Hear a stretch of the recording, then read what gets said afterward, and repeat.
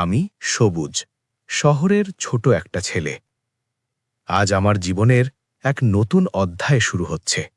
চাকরি, আর সেই চাকরিতে টাকা, অনেক টাকা, যা শুনে আমি কোনো সন্দেহ ছাড়াই রাজি হয়েছি। শহরের কোলাহল, ট্রাফিক, মানুষের গুঞ্জন সব এখন ধীরে ধীরে পিছিয়ে যাচ্ছে। আমি জানি আমার গন্তব্যটা একেবারে আলাদা, একেবারে নিঃসঙ্গ। লাইট হাউস, সমুদ্রের ধারে, শহর থেকে অনেক দূরে। কিন্তু কিছু একটা ভেতরে বলছে আমি একা যাত্রা করছি, কিন্তু আমি একা নই। গাড়ি ছাড়ল শহরের রাস্তায়। বাইরে রাত নামতে শুরু করেছে। রাস্তার বাতিগুলো দুর্বল, ঘন কুয়াশা নেমেছে। সমুদ্রের দিক থেকে হালকা শীতল বাতাস। প্রথম অনুভূতি শান্তি। দ্বিতীয় অনুভূতি হালকা অদ্ভুত কিছু, যেন কেউ গাড়ি চালানোর পথে আমার দিকে তাকাচ্ছে। কিন্তু আমি, খালি রাস্তা, শুধু বাতাস আর আলো। হঠাৎ আমার গাড়ি সামান্য কেঁপে উঠল। কাউকেই স্পর্শ করা যায় না, কোনো আঘাত নেই, তবুও অনুভূত হলো কেউ আছে। দূরে একটি ছায়া লাফিয়ে যায়। আমি তাকাই, কিছু নেই, তবুও মনে হলো আমার পেছনে কেউ আছে। হৃদয়টা দ্রুত ধুকছে। আমি নিজেকে বলি, সবুজ, এটা শুধু রাতের খেলা, তোমার মনের খেলা। গাড়ি সমুদ্রের ধারে চলে আসে। লাইট হাউস চোখের সামনে। পুরনো কাঠের দালান, উঁচু, অন্ধকারে ভরা। আমি নেমে দাঁড়াই। রাতের বাতি নিভে গেছে। দূরে সমুদ্রের ঢেউ আছড়ে পড়ছে। কিন্তু এমন একটি শব্দ, যেমন কেউ চিৎকার করছে না, তবুও চিৎকারের মতো। আমি গাড়ি পার্ক করি। ব্যাগ নিতেই দেখি দরজার উপরে অদ্ভুত একটি ছায়া ছড়িয়ে আছে। না, এটা গাছের ছায়া নয়।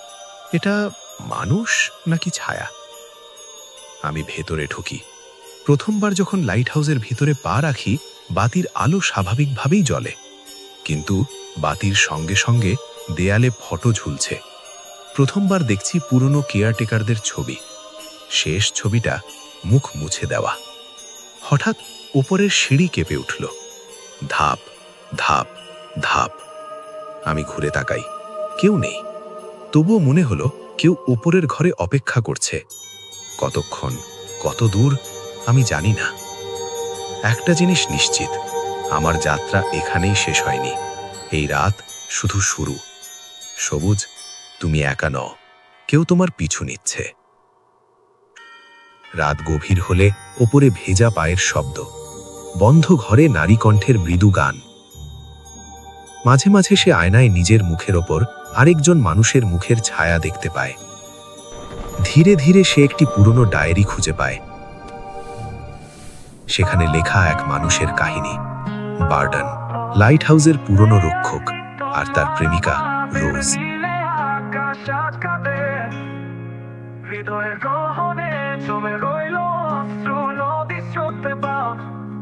তারাগুলো যেন নিভে যাওয়া চুম্বনের ছাই। এই নীরবতা তোমার নাম কাঁপায়, বিরহ বাতাসে হারায় যায়।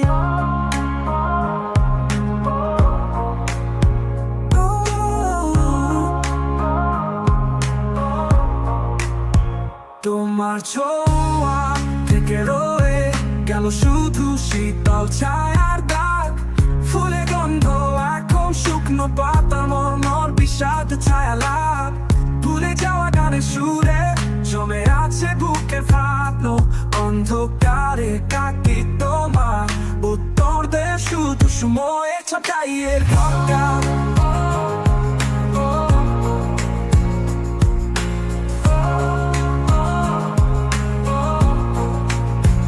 একটি বিদায়ে বৃষ্টিতে ভিজে গেল জীবনের সমস্ত পাতা। তবুও কেন চলে না এই হৃদয় দ্বীপে নিভু নিভু বার্তা। যদি চিরদিনের তরে থেমে যায় আমাদের মিলনের রাগিনী, তোমার মুখের ওই শেষ হাসিটাই হবে কি আমার অন্তরে একমাত্র সত্য গাথা।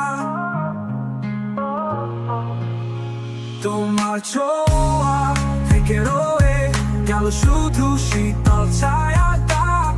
ফুলে গন্ধ এখন শুকনো পাতা, মর্মর বিষাদ ছায়া লাভ। ভুলে যাওয়া গানের সুরে জমে আছে বুকের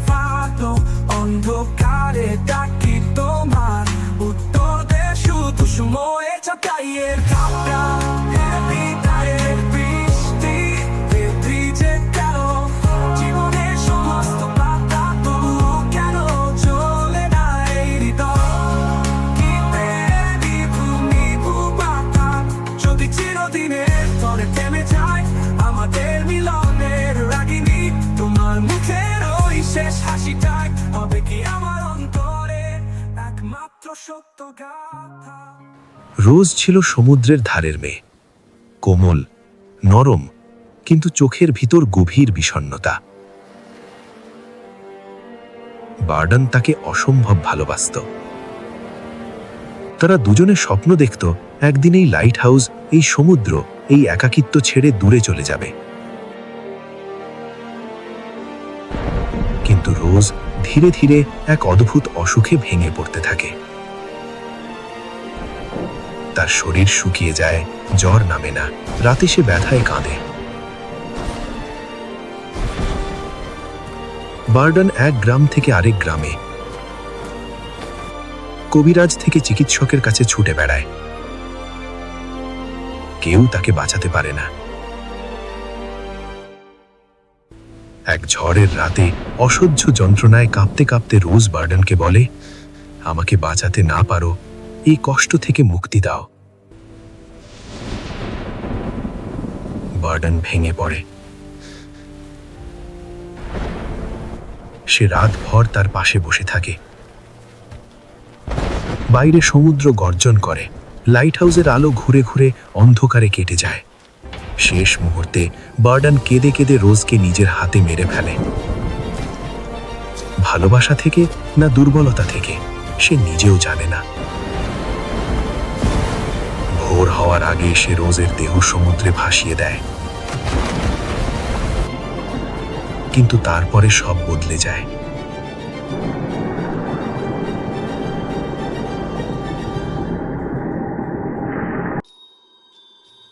রোজের আত্মা ফিরে আসে, তবে সে পূর্ণ স্মৃতি নিয়ে ফিরে আসে না। সে জানে সে মারা গেছে, কিন্তু কিভাবে তা তার জানা নেই। সে লাইট হাউসে ঘুরে বেড়ায়, কাঁদে, অপেক্ষা করে। আর বার্ডন প্রতিদিন নিজের অপরাধ বোধে ভেঙে যেতে থাকে। সে ঘুমাতে পারে না, আয়নায় নিজের মুখ দেখতে পারে না। রাতে শুনতে পায় রোজ তাকে ডাকছে। কখনো মনে হয় রোজ তাকে ক্ষমা করতে এসেছে, কখনো মনে হয় শাস্তি দিতে। শেষে এক ঝড়ের রাতে বার্ডন লাইট হাউসের মাথায় উঠে যায়। নিচে অন্ধকার সমুদ্র। সে ভাবে মৃত্যুই তাকে রোজের কাছে নিয়ে যাবে। কিন্তু ঝাঁপ দেওয়ার আগে সে শুনতে পায়, তুমি আমাকে মুক্তি দাওনি বার্ডন, তুমি আমাকে একা করে দিয়েছ। বার্ডন ঝাঁপ দেয়। সেই রাত থেকে অভিশাপ শুরু। প্রতি 25 বছর পর পর একই মুখ নিয়ে একজন মানুষ ফিরে আসে লাইট হাউসে। নাম ভিন্ন হতে পারে, জীবন ভিন্ন হতে পারে, কিন্তু মুখ এক। সেই বার্ডন, সেই অপরাধ বোধের নতুন শরীর।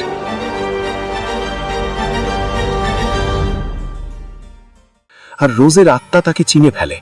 তাই নতুন মানুষকে দেখে সে বলে, তুমি আবার ফিরে এলে। বর্তমানের সবুজ ধীরে ধীরে বুঝতে পারে সে কেবল একজন নতুন গার্ড নয়, সে বার্ডনের পুনর্জন্ম। কিন্তু প্রশ্ন হলো, রোজ কি তাকে ভালোবাসে, নাকি সে তাকে অভিশাপ দিয়ে বেঁধে রেখেছে? আরো ভয়ঙ্কর প্রশ্ন, রোজ কি সত্যিই সে দেখছে, নাকি বার্ডনের অপরাধবোধ তার মাথার ভিতর জন্ম নিচ্ছে? সবুজের মানসিক অবস্থা ভাঙতে থাকে। সে ঘুম আর জাগরণের পার্থক্য হারিয়ে ফেলে। ডায়েরির লেখা বদলে যেতে থাকে। আয়নায় নিজের প্রতিচ্ছবি ধীরে ধীরে বার্ডনের মুখ নেয়। সে দেখতে পায় এমন সব দৃশ্য যা সে কখনো বাঁচেনি। রোজের কষ্ট, ঝড়ের রাত, কাঁপা হাত, শ্বাসরোধ, নিথর চোখ। শেষ অংশে সবুজ লাইট হাউসের নিষিদ্ধ ওপরের ঘরে পৌঁছে। সেখানে দেয়ালে শুকনো গোলাপ, পুরনো নারীর চিরুনি আর একটি গোপন কক্ষ, যেখানে রোজের শেষ রাতের চিহ্ন রয়ে গেছে। সেখানে সে পুরো সত্য জানতে পারে। রোজ মরার আগে মুক্তি চেয়েছিল ঠিকই, কিন্তু শেষ মুহূর্তে সে বাঁচতে চেয়েছিল। বার্ডন তার কষ্ট থামাতে গিয়ে আসলে নিজের দুর্বলতার কাছে হেরে গিয়েছিল। এই কারণেই রোজের আত্মা মুক্তি পায়নি, কারণ তার মৃত্যুতে ভালোবাসা ছিল, কিন্তু সম্মতি ছিল না। আর বার্ডনের মৃত্যু তাকে শুধরায়নি, বরং চক্রে বেঁধে ফেলেছে। চূড়ান্ত রাতে ঝড়ের মধ্যে রোজের আত্মা সবুজের সামনে সম্পূর্ণরূপে আসে। সে আর ভয়ঙ্কর না, আর পুরো কোমলও না। সে যেন দুঃখ আর অভিশাপের মিশ্র মুখ। রোজ সবুজকে বলে, প্রতি জন্মে তুমি ফিরে আসো। প্রতি জন্মে আমাকে চিনতে পারো না। প্রতি জন্মে আমি অপেক্ষা করি তুমি সত্যিটা মনে করবে, আর প্রতি জন্মে তুমি একই পথ বেছে নাও। সবুজ কেঁদে কেঁদে বলে, আমি কি তোমাকে ভালোবেসেছিলাম, নাকি আমি শুধু তোমাকে হারানোর ভয় পেয়েছিলাম? রোজ উত্তর দেয় না, শুধু বলে, আজও আলো নিভলে তুমি ঝাঁপ দেবে। সে নিচে সমুদ্রের দিকে তাকিয়ে বলে, না, আজ আমি মরব না, আজ আমি মনে রাখব। মনে হয় অভিশাপ ভেঙে গেছে, কিন্তু ঠিক তখনই দেখা যায় পিছনে দাঁড়িয়ে থাকা রোজের মুখ ধীরে ধীরে বদলে যাচ্ছে। সে কাঁদছে, কারণ অভিশাপ বার্ডানের নয়, শুধু রোজেরও নয়। অভিশাপ হলো অসমাপ্ত ভালোবাসা। যতক্ষণ না একজন অন্যজনকে সত্যিকারের ক্ষমা করছে, ততক্ষণ চক্র শেষ হবে না। শেষ দৃশ্যে ভোর হয়, সবুজকে আর দেখা যায় না। সে বেঁচে আছে নাকি সমুদ্র তাকে নিয়ে গেছে বোঝা যায় না। শুধু লাইট হাউসের ভিতরে ডায়েরির শেষ পাতায় নতুন করে একটি লাইন লেখা দেখা যায়, আমি সবুজ। আজ প্রথমবার আমি তার মুখ মনে করতে পেরেছি। তার নাম রোজ। তারপর ক্যামেরা ঘুরে দরজার পাশে দাঁড়ানো এক ভেজা সাদা পোশাকের মেয়েকে দেখায়। সে হালকা হাসে। লাইট হাউসের আলো নিভে যায়।